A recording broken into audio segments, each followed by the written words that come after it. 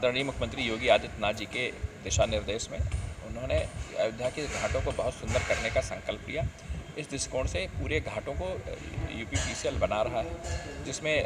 जो हमारे तीर्थ पुरोहित हैं उनके बैठने की अलग से व्यवस्था, वो पूजा पाठ कहाँ करा सकते हैं, उनके बैठने की व्यवस्था, उनकी आरती करने की व्यवस्था, उन जैसे तीर्थों में पवित्र नदियों के तट पर लोग गोदान करते हैं तो गाय को खड़ी करने की अलग से व्यवस्था, अन्य जो वहाँ पर जो तीर्थयात्री आते हैं उनके बैठने की व्यवस्था, सुंदर झांकियाँ, सुंदर वो जो जाली लगी झांकियाँ बन रही हैं, तो कुल मिला के और जगह जगह वो ऐसी दीवारें लगी हैं जिसपे रामायणकालीन विभिन्न प्रसंग उकेरे गए हैं, तो बहुत विभिन्न पौराणिक आख्यान उकेरे गए हैं। तो कुल मिला के घाट को इस तरह से व्यवस्थित करने का प्रयास है कि अयोध्या आने वाला व्यक्ति जब यहाँ पर सरयू स्नान करे तो तामज्जन्ते बिनहि प्रयासा मम समीप नर पामहि वासा, जैसा कि रामचरितमानस में लिखा है ना कि सरजू जी के स्नान मज्जन और उसमें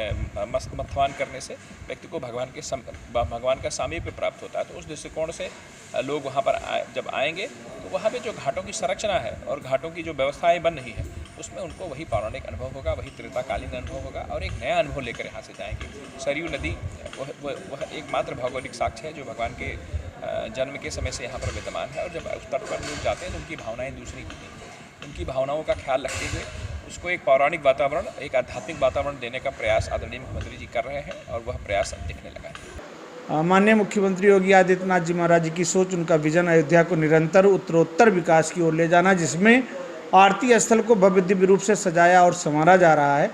अभी तक माननीय मुख्यमंत्री जी की प्रेरणा से 5 वेदी से माँ सरजू जी की आरती होती थी, अब 9 वेदी की संरचना की जा रही है, जिसमें माननीय मुख्यमंत्री जी के आने पर ही ये व्यवस्था 9 वेदी से माँ जी की आरती प्रारंभ होगी। और जिस तरह से गंगा जी पे हर की पैड़ी पर गंगा जी का मंदिर है, भव्य दिव्य रूप से गंगा मैया की आरती होती है, उसी तरह से मेरी सोच है, मेरा निवेदन है, मेरी प्रार्थना है माननीय मुख्यमंत्री जी से, माँ सरजू जी का भी दिव्य रूप वहाँ पर विद्यमान हो, जिससे आने वाले श्रद्धालुओं को माँ सरजू जी का दिव्य दर्शन हो, आरती का भी दर्शन प्राप्त हो सके।